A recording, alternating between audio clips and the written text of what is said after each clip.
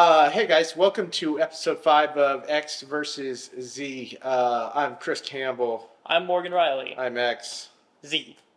So this week is a movie I've been wanting to do from the moment I met Morgan and realized he was into movies. And there's an extensive library we could go through decades and decades, but once you learn what somebody's preferences are, which is sci-fi and action, and this movie has pretty much all of it. It's immensely entertaining.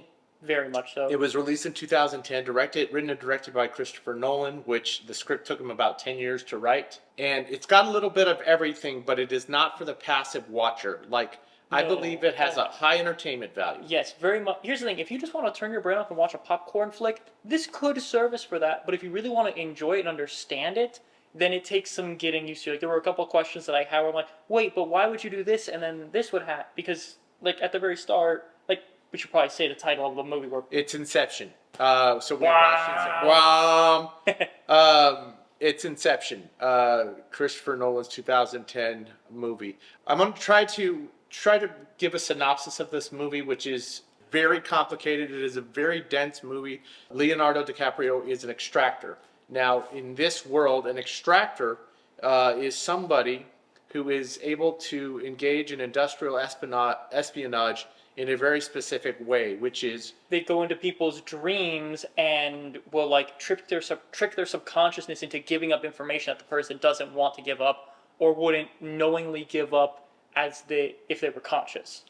Okay, that's the super simple answer of it. His partner, named Arthur, is played by Joseph Gordon-Levitt.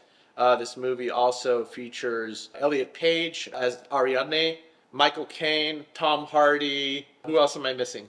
I think, wasn't that Ken Watanabe? Ken Watanabe plays Sato. Yeah, and the dude, I can never remember his name. He also played Scarecrow in the dark, or in the. Oh, and Cillian Murphy. Cillian Murphy. Cillian Murphy plays the target of this particular mission. Now, the reason it's called Inception is because it is the opposite of extraction. Ken Watanabe is a competing industrialist against Fisher, played by Cillian Murphy, who's the son of a dying energy industrialist. Yeah. That is the dying energy industrialist is really close to having the entire world's energy market at his basically he will own all the energy in the world. And Ken Watanabe's company want to stop that. Yeah. So his idea is to hire a cop to induce... Who is played by Leonardo DiCaprio. Played by Leonardo DiCaprio, to put a thought into the mind of the son of this industrialist. So he will take it upon himself to disband the empire that his father into built. Separate companies, so it will no longer have the power. Yeah, it will be a single superpower controlling all the world's energy. Right, okay, so that's basically the synopsis. Now, the complexity of explaining it is nothing compared to their plan. The plan on which they're going to do it, the execution which Christopher Nolan wrote the script to what I believe to be as elegantly as he possibly could, was to explain the rules of sleep and the way time works within that sleep. Yes. And to understand the psychology and explain the psychology of what it will take to plant this idea into the mind of Cillian Murphy's character. Yes. Which, that also goes into the physics of the dream world, which is very temperamental. Basically, if I'm recalling correctly, the physics of it are, there's one person who's controlling the dream and another person who is infiltrating the dream. The person who's controlling the dream can basically do whatever they want, but the more they mess with what is normal, if they make gravity completely reverse in the dream, then the what are they called? The conjured, the figments of a person's mind that are the subconscious. These, all the people you see in these dreams, are like white blood cells waiting to attack a virus. That's a really good way to put it. And that's how it was put in the movie. And yes. So when they start messing with things, start telling people about the rules and everything, and having explosions go off and like changing the gravity, then these people will start attacking. And the only way to wake up from a dream, other than just waking up normally, is to die in the dream. You'll wake up. Okay, hold that thought. Let's say you're just a regular moviegoer. You can totally enjoy this movie and everything, but because this movie is so dense and has so many layers, Morgan was already starting to explain the rules. So before we start explaining the rules of how they use Inception, what are the major mechanics and of the team that has to be put together, that DiCaprio has to put together, Cobb has to put together to do that? Yes. What does the architect do? The architect is the one that builds the dream world that they're going through. They're the ones who will build the hotel that they were in, or the city that they were driving through, or the hospital that they had to break into. Like, they're the ones that build all of those things and make them make sense, but also keep the person thinking that the dream is real enough that they won't try and explore outside of the dream. Now explain who the chemist is. The chemist is the guy who is administering the specific sedatives that will keep them unconscious, and they will also work in the dream. So the chemist at the start puts them in the sedatives, or gives them the sedatives, they go to sleep. Then, in the second level of the dream, the chemist makes a second set of sedatives within the dream that put them into the dream within a dream, and then they do that one more time to go to the dream within the dream within the dream. Whether that's the real world or each level of the dream, the compound has to keep them asleep for that amount of time. Now, do you know who the forger, what a forger is in this? A forger, if I'm recalling correctly, is played by Tom Hardy. Yes, played by Tom Hardy. The forger, if I'm recalling correctly, is someone who can make themselves look like someone else in the dream and do things with that, and can trick people's psychology by forging a connection that doesn't exist in the real world. But you're missing a very essential component. They can mimic that person who's close to them in real life in order to elicit information in the dream. Now, who is the subject? The subject was Cillian Murphy's character. But in general, the subject is the person who's actually dreaming, who's pulling everybody else into the dream. Yes, and they're the person that they want to get the information from. They're the person that essentially they're invading the subject's mind to get this information, or in this case, plant the idea and the information. Okay, so now that we have the kind of understood who the players are in terms of who's necessary, and the architect in this is played by Elliot Page. Yep. He also has this weird, not necessarily weird, but very much is the only one who understands that Cobb is seriously not well. Seriously not well. Let's take a step back from the whole assertion of what they're trying to do and talk about Cobb for a second. Now, Don Cobb, the extractor, who in this case is the one who's the team leader and responsible for Inception, he is separated from the country for the accused murder of his wife. He technically did drive her to suicide. He is driven by the guilt. He didn't intend it, but he drove her to it. Needless to say that the primary threat in this movie, there's a lot of threats in this movie. Yes, and one of the brilliant things that Nolan does is he just keeps upping the ante to make this such a dynamic thriller. So the two main threats I would say are, firstly, the subject's subconscious knows when it's being messed with, so it will attack the people trying to mess with it. And then there's also the fact that Cobb somehow brings his inner demons with him whenever he goes into someone's basically mind. He's bringing Maul, his wife played by Marion Cotiliard, into his dreams, because he can't, the guilt won't allow him to escape his consciousness, and she is a threat to the entire mission. So she's like a main threat. Yes. Okay? There's also several other threats that start stacking on top of each other as they go throughout each level of the dream. And an incredible time crunch, because there is they have 10-hour flight between someplace in San Francisco, I think. No, between Tokyo and Tokyo and San Francisco. L.A. Oh, LA, whatever. And so during that 10 hours, that's their time limit to be in this guy's dream. However, inside a dream, 10 hours is like a week, right? All right. Let's take a moment to talk about time. We experience time as being like an hour's worth of time within our sleep state. Yes. Now, with each subsequent dream within that dream, you're deepening and expanding that amount of time. So that hour in that first level of the dream, if you go to sleep within that dream, that goes to a week and 6 months with each subsequent layer, up to the point where it's like decades can pass. Decades can pass. Yeah, but only like a few hours will pass in the real world. Yeah.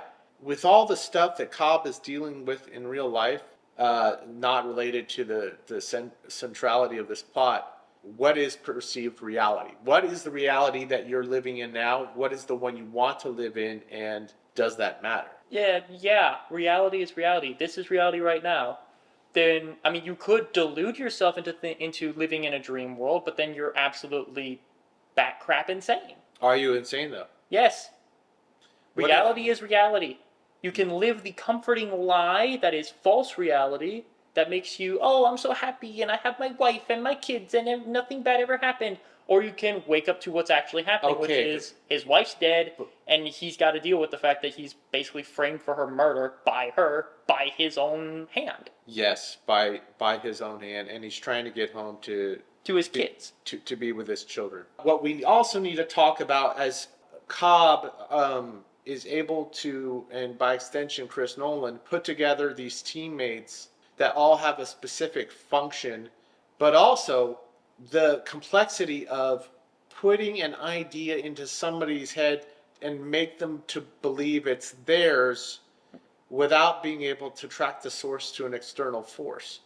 What's that example? The example was, don't think about elephants. What's the first thing you think about? Elephants. Yeah, but that's because But you didn't come up with that. Yeah. You told me to not think about elephants, and therefore I'm thinking about elephants, but I know you did it. It did not pop into my head. So how did they accomplish this? The act of what it required for them to plant the idea was the elegance in the storytelling of Inception. Yes. So the first thing they needed to do was they needed to understand the real relationship between father and son. And it turns out the only final word that he understood from his father's dying breath final conversation with him was disappointment. And so they took that and they manipulated it, and using the forger, they changed it to mean that they changed it in Killian's mind to think that his father was disappointed, not that he wasn't exactly like his father, but that he tried to be exactly like his father, and he wanted his son to be his own man. Now that's the thought they wanted to place in his head.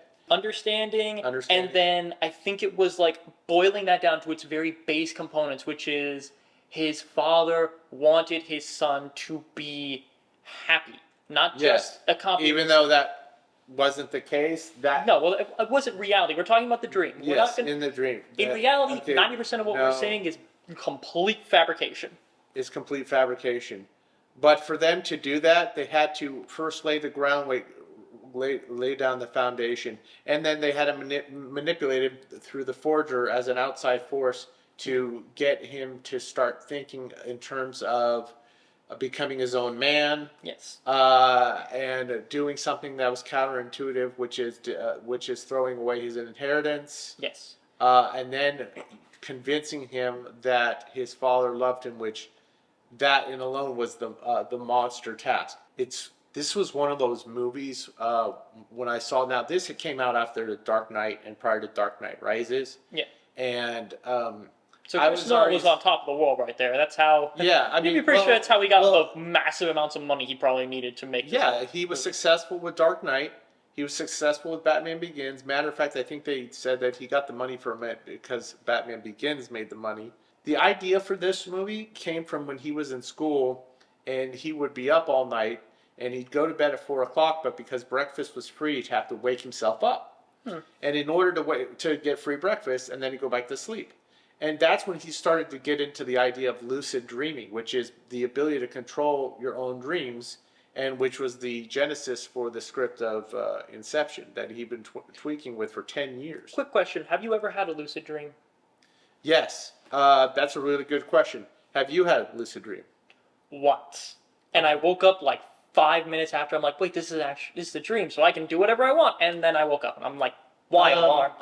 I've had lucid dreams where I've had some very dark dreams in my life, where there was pure evil inside the dream, and they were coming after me, and that manifested in a very literal way of a like a demon or whatever, and I consciously knew within the dream that it wasn't real, but the evil, the threat was so ominous and present in my face, I was able to talk myself away from the evil. Oh. But not all the time. I have died in my dreams. I've actually died in my dreams. I don't wake up from the death. I die, and then the dream I go and see my consciousness see my body on the ground.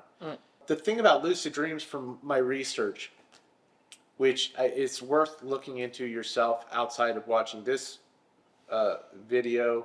I don't think this video or movie will ever have any kind of real information on lucid dreaming, because that movie, I'm almost entirely certain a solid chunk of that was like based on real science and then taking a step into fantasy. One of the themes in this movie is there's nothing more powerful than a thought that you can't let go. I'm paraphrasing here. Yeah. Have you ever had a thought like that before? Yes. That you could not release, that was obsessed about? I wouldn't say obsessed, but it's definitely stuck around with me a lot. So much that you took action on it? Or that it occupied your mind too? Yeah, it's occupied my mind, but it's not been some... Yes. You have? Yes. Okay. I have on several occasions. It's haunted my life at the exclusion of me being able to do other things. And because my brain does not work in the same way as other people's brains, I always find the most indirect route to get to solutions for things. But in the case of Inception, it was 10 years of Chris Nolan taking that genesis of the idea and tweaking it enough till it was ready for filming. Now let's talk a second about the cinematography in this and the color palette of this movie. I like how the color palette changed for each dream. Or from the reality had a... Did it? Yeah, reality had this sort of, I won't say yellow, but it was bright. It was sort of vibrant color palette. The dream that they were in, the first one, was very dark and like muted colors. The one after that had a sort of warm vibe, but at the same time it was very clinical, I will say, because like a lot of that warmth was artificial orange lighting, and you could tell it was. And I don't mean that as like a dig to the production design or anything like that. That was definitely purposeful. Like they were in a hotel, and the hotel had these orange lights that gave this like fake warmth. And then underneath that was this very pristine, I'm not going to say blinding, but it was very pristine, very cold, very white color palette for the third and final dream. And then there was the fourth dream after that, where it was like limbo or oblivion or whatever. But it wasn't like pastel. It wasn't like vibrant. I want to talk about some of the technical accomplishments of this movie in terms of the practical effects that Chris Nolan created. What were some of the scenes in this movie that just kind of blew you away? Well, I know it was fully CGI, but the folding, and everyone talks about it, but the folding city. The folding city, first and foremost, that immediately, to me, screamed that, okay, whoever the heck did all the stuff for Doctor Strange, yeah, they totally stole it? Not stole it, but they definitely were like, okay, we're going to take this one shot of a folding city, and we're going to just basically pump it up to 11 and throw acid in its veins, because in Doctor Strange, that goes completely bananas. How do you feel about that kind of borrowing? I think it's fine. It's inspiration, and it's not like they just folded the city in the mirror. I mean, I immediately was thinking of Inception when they did that in Doctor Strange, and I like that movie a lot. It's one of my There's no between. What do you think? They didn't rip it off because they completely changed the mechanics of it. It's not just you're a dreamer or you're architect of a dream and blah blah blah blah. No, it's all about magic and who's the one who brought who into the dimension. Like it's had its own set of rules. They didn't completely rip it off. They took the idea and they had fun with it. Okay, now what did you think about the scene in the beginning where Cobb is starting to wake from his dream from the kick? And by the way, real quick, a kick in this world is something that brings somebody out of that level of their dream state. Yes, normally the kick is dying in the dream, but in other aspects, You can be dunked in water, fall. yeah, because the falling will always wake you up unless you are heavily sedated. Right. So that particular scene where all the water's flooding in, which is when he's in that level of Ken Watanabe's The first level or second level of Ken Watanabe's second level, that was done practically. Huh.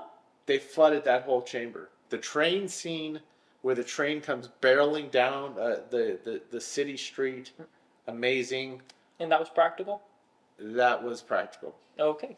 The other thing was, and which was probably the most incredible thing to watch, and I highly, highly recommend you watching this, especially if you're into filmmaking, the scene with Joseph Gordon-Levitt in the hotel, the fight scene in the hotel room with the rotating rooms. That was all practical. He built 2 sets, identical sets. One was a vertical hallway where they shot down in it and had them suspended, and then the regular one, and they rotated the entire stage. That is so cool. As they were shooting it, and they were fighting and all that. For him to conceive it and to be able to practically apply it. Now, I just said, do you think that's stealing when Doctor Strange to Inception? But Inception, in this particular case, I don't want to say he steals it. It's not a steal, but he was inspired by 2001: A Space Odyssey. Have you seen that movie? No, but I really should. It's kind of... Okay, I've because- mentioned this before, and I'm just going to throw it as an aside here, but when I was a baby, my mom didn't do, here's the airplane, here's the train. My mom, to little baby me, said, open the pod bay doors, Hal. All right, you knew you were going to be a nerd or a scientist. Sometimes they're one and the same, but we love you. That's how we, get really important stuff like TikTok. Thank you, Mom. Yeah, thanks, Mom. Other mom. But one of the thing I loved about Kubrick, because it was pre-CGI time, he had a very agile mind and knew how to bring a very difficult effect to life, and he did that with the rotating ship inside of 2001. And Christopher Nolan has come out and said that yes, he definitely got some Inspiration from that. I am so blown away by Chris Nolan, and every time, like when a director's building their filmography, and he was in the end of his first decade, I'd say of his he had done like 5 movies. He did Insomnia, Memento, Batman Begins, Dark Knight, The Prestige. That's what, 6 movies? Yeah. And then this one. But when somebody shows me something, I'm not surprised that they were able to pull it off, but it deepens my affection for that director, and it's one of the reasons I have come over the years to love and acknowledge Nolan on the same level as Spielberg, Scorsese, Kubrick, Coppola, all those guys, because the idea of being able to manifest what's in your mind into a practical effect and figure out the mechanics of it is, I think, is beautiful filmmaking.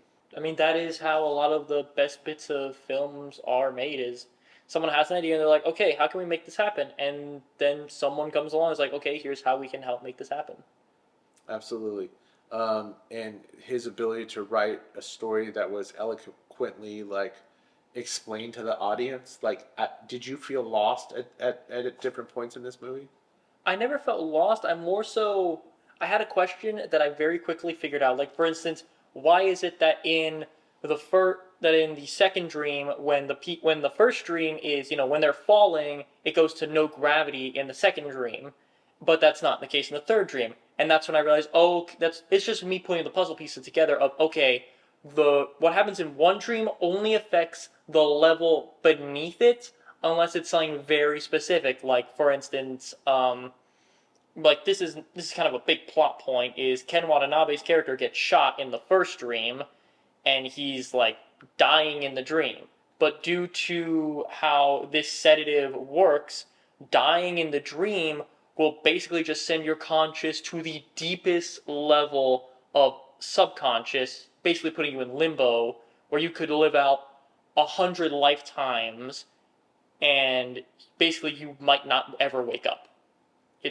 And also, subsequently, if you do wake up, you've lived a lifetime. Yeah. You are thrusted back into your young body with an old mind. Yep. Which, I mean, what a profound experience that is. I mean, how could you possibly imagine that unless it's with the movies? Yeah. Let's talk about a little balancing act that I think he does great in this movie, which is action and drama, and throwing in a very efficient dialogue. I think they all really work together because for a good, first part of the movie, not a lot of action. There was a, fight scene at the start, but then we had a decent sized chunk of the movie where there wasn't, any fighting, there wasn't any gunplay. It was, either bringing the team together or focusing on how they're going to do things in the world. Now there was one action chase scene in like that market in wherever the heck it was, Morocco, Mombasa, that one. And so after that, it's a lot of talking and a lot of explanation, a lot of planning of here's what we're going to do, here's what we need, here's how we're going to do things, and et cetera, et cetera. I really like the relationship between Arthur and what was his name? Eames. Tom Hardy's character. Yes, Tom Hardy and Joseph Gordon-Levitt's character. I like the sort of needling back and forth that they did. I really enjoyed it. It gave a heavy duty movie. Yes, right? That gave some comic relief that was desperately just needed. Little light touches that were. I mean, it wasn't like ha ha, but it was light. Yes, it was fun. It was just a little lightness that. I love that one bit in the first dream where Arthur Joseph Gordon-Levitt is shooting at these guys. He's like doing this back and forth. It's a regular gunfight, and then Tom Hardy's character comes by and is like, "You mustn't be afraid to dream a little bigger, darling. Dare to dream bigger." He pulls out a grenade launcher, just blows the dudes away. Oh, dude! Listen. There's a lot of threats in this movie. You talk about the subconscious and all that. The person's subconscious rebelling against the invasion of somebody in the dream, as a convenient way of keeping the audience entertained as well. This movie has plenty of explosions in it. Yes. It has plenty of gunfire. It's not bloody per se. They use blood very purposefully, but not gore. Yeah, it's not a huge explosion of he got shot, and it's just. Do you think this movie is not tremendously accessible by the average moviegoer? Or is it more for I think people you like can yourself access it, but you cannot appreciate it until you really think on it and just are able to. I'm not gonna say able to understand, but take the time to understand. Because do you think people have the patience to do that? Because to really appreciate this movie, listen, if you're walking out of the movie and go, that was fun, and not have any kind of thought-provoking conversation, even if it's one with the person you went to see it with, and you're just like, I didn't like it because this, well, that was never meant for you. But I mean, as far as engaging with a challenging movie, I think it's more rewarding on each subsequent viewing. I will agree with that, but at the same time, I'm not going to dismiss people because they didn't really want to go into this and try and understand all the ins and outs and the symbolisms and et cetera, et cetera. They just wanted to watch, a dude have a zero-G fight in a hotel because the dude in the dream above him is falling off a bridge. Yeah, you don't think that they're going to try to be inundated with the complexities of the dream rules and all that? I think some people are going to watch this and they're going to be confused, but they'll still enjoy the explosions, and that's fine. Some people, like you and I, are able to have these longer, more drawn-out conversations about the mechanics of how it works and everything like that, in which case we should probably, I'm not going to say skip to, but definitely I want to talk about the whole controversy with the ending. Okay, we're going to get to it at the end. Mm-hmm. We really need to talk about three more things before we get close to the ending. Now, I understand this is a longer video than it is going to be a longer video, so but please bear with us. I believe it's going to be worth it. It's warranted and worth it. Talk about the ethics of manipulating somebody with putting something in their brain that they can't release. I think that, well, the thing is, the idea of, basically, he did it poorly the first time. The second time, he did it better. The first time he did Inception with his wife, he just put the idea of, your world is not real and the only way out is death. He didn't say the dream world, or he didn't specify that it wasn't the entire world. He didn't say, we need to get back to our children from the dream. It was, your world is false, and the only way to get to the real world is death. That's the idea he put in, and that made her think that basically it didn't matter how many levels of a dream she got out of, each and every one would have been the exact same thing of, this world's not real. Because he did it very poorly. In this second one, he had help with people who actually understood psychology more than himself, which allowed them to put this idea into the guy's head that was actually, like, it was fully done in a way that isn't, or at the very least, accomplishes what they want, hopefully without completely destroying him. Well, he also, listen, the idea that he had to put into his wife's head, Mal, was, it was a fail-safe method that was a last resort. Unfortunately, it's one of those cases where the cure is worse than the disease. I'm going to say I will actually disagree with that, because even though... Do you think it was, I mean, think about the turmoil that woman became in when she could not, when she existed in one dream state reality and then was in the living reality but could not escape the dream state. He created that in her. He planted that in her. Yes, but the question there is, well, that brings us back to the question of which is better, to live in a comforting lie or a harsh reality. Thing is, again, well, if you know what, if listen, but Morgan, the thing about it is, if you spend, give me a moment on this. I have to articulate it the right way. Let's say you worked at a job for so long that you cannot conceive of a reality outside of that job. Let's say you hate that job. Let's say you go to that job every single day and the monotony of that job defines your existence. And you can't entertain the possibility of moving forward, growing from it, learning something new. You just see people on the outside world enjoying life or doing this, that, and the other and say, that's not my reality. Okay? It's because you have not experienced a separate reality to assume that there is something beyond what you're doing. Now, is this apples and oranges talking about reality versus dream state? What it is you institutionalize a thought that becomes so pervasive in your mind, specifically whether or not you can escape that reality, that remove the dream state for a while. That reality, if you're convinced that there is nothing, it's why people, and by the way, we might have to bleep out the word SUICID, because we'll talk about it. But self-elimination, I hate AI bots, but that people become that because they can't imagine that they are trapped in that terrible reality. Now, she went from being trapped in a reality that she embraced and became her existence to one that was completely threw off of reality, and it was all because she was never going to be able to escape it. She was never, no matter what state she was in, whether it was dream or reality, what he had done to her was made the assumption that she could let go of that impossibly planted seed. Well, it was also the question, basically, I'm not going to say, I'm trying not to put this in a way that makes it seem like I'm insulting her character, because I understand that is a very difficult thing to do, but essentially, while he always kept in his mind, this is a dream and not real, and we have some place to go once this is done, she, I'm not going to say forgot, but let go of the idea of it being a dream. And instead obsessed over the idea of this reality. But the reality they created for themselves was the reality. And for some people's reality, I'm the Queen of England and they need to kill me with a tooth fairy's pitchfork. because they're insane. When does the Tooth Fairy have a pitchfork? I don't know, stuck in teeth, annoying kids. You're okay. It doesn't make sense. That's the point. It's complete nonsense because it's insanity.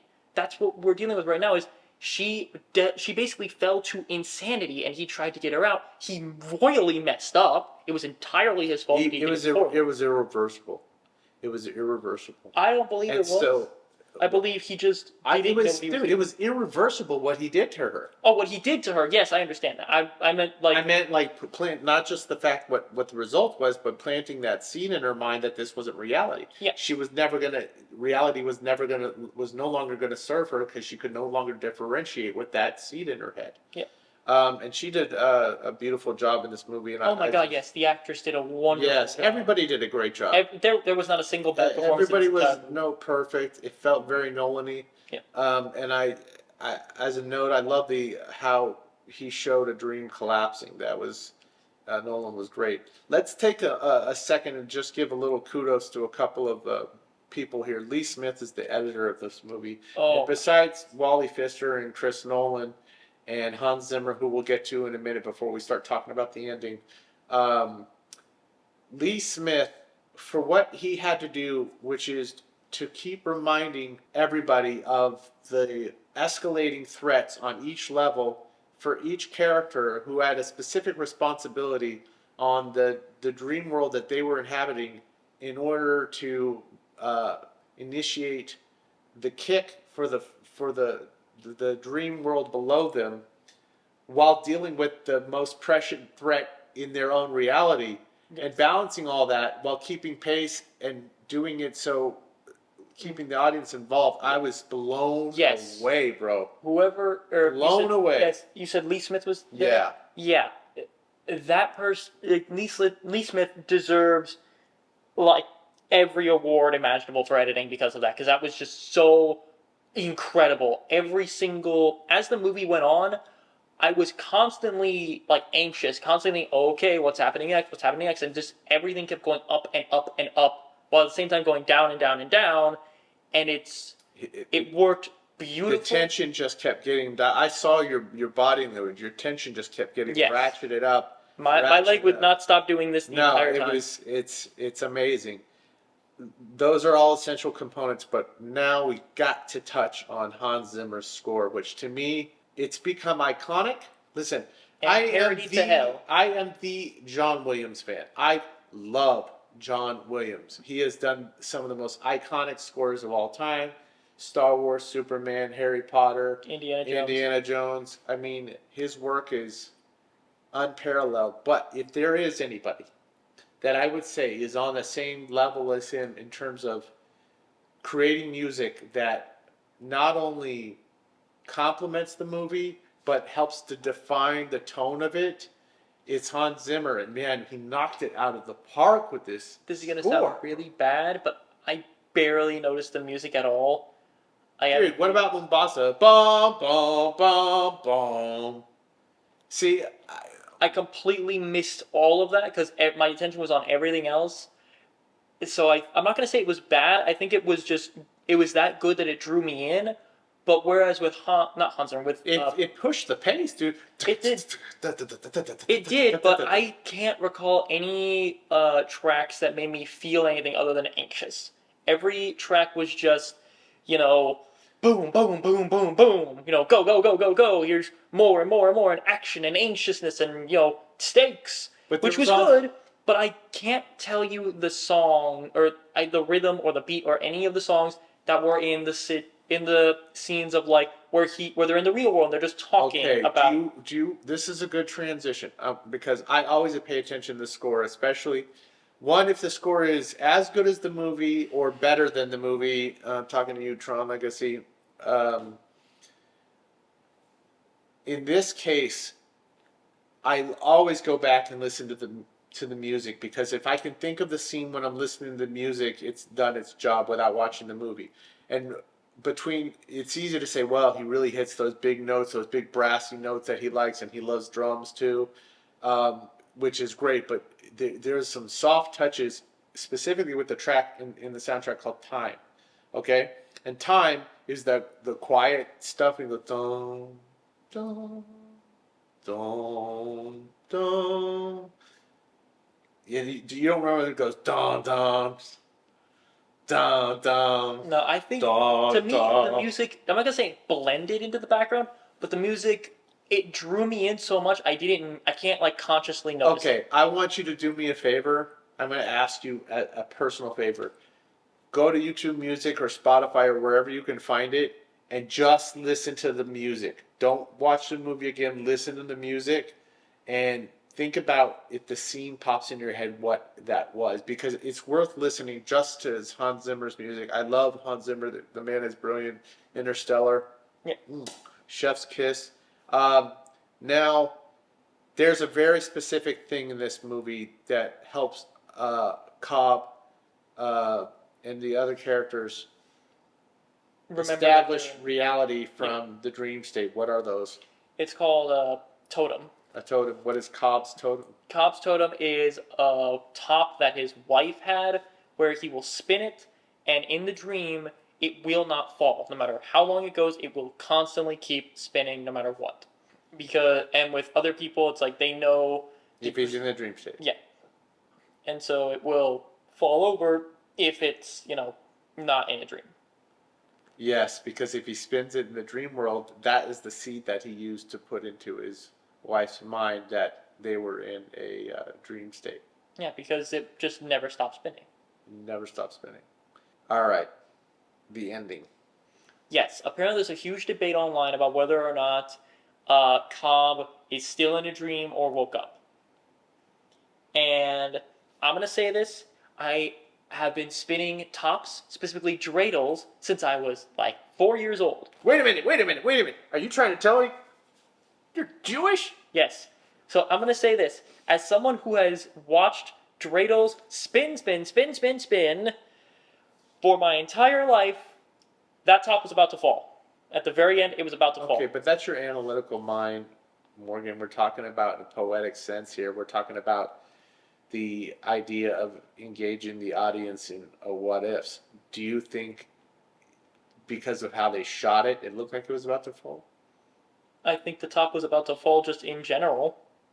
Because unless they CGI'd the top, here's the thing, if they wanted to make it seem like he stayed in the dream, the top would have done, and it would have kept going. It wouldn't have wobble. Because it was doing this. They should have probably cut away sooner. They should have cut. If they wanted to keep it there, they should have waited until it just started to wobble. What would you like to believe the ending is? He woke up, because if he didn't wake up, that means he quite literally dragged everybody else down into his own problems. Okay, well, there's lots of theories online that are fun to delve into, and if you're interested, I highly encourage you to have a little fun with that. I know the actual answer to this. There's an actual answer? There's a definitive answer, yes. Really? What is it? I'm not going to tell you. Oh, come on. You can't say it's a definitive answer. I just proposed a theory and you say it's an actual answer. It's like saying, 1 + 1 = 3, but you know for a fact it's 2. Tell me the answer. We'll see you next time, guys. Mother...